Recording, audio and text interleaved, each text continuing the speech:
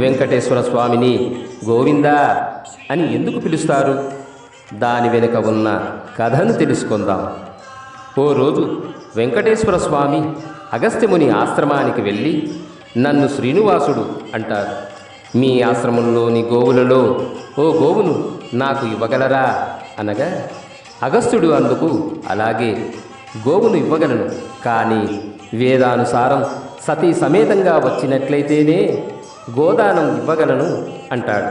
సరేనని శ్రీనివాసుడు సతీ పద్మావతిని వెంటబెట్టుకుని మహర్షి ఆశ్రమానికి రాగా, ఆ సమయానికి మహర్షి లేకపోవడం వల్ల శిష్యులకు విషయాన్ని చెప్పి భార్య సమేతుడై వచ్చిన తనకు గోవును ఇవ్వమంటాడు. గురువుగారి ఆజ్ఞ లేనిదే గోవును ఇవ్వటం కుదరదంటారు శిష్యులు. దాంతో విసుగు చెందిన శ్రీనివాసుడు కోపంతో వెళ్ళిపోతాడు.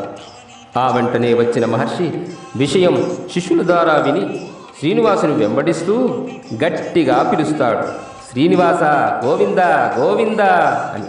గోవింద అంటే గోవు, ఇంద అంటే ఇదుగో అని అర్థం. శ్రీనివాస శ్రీ వెంకటేశ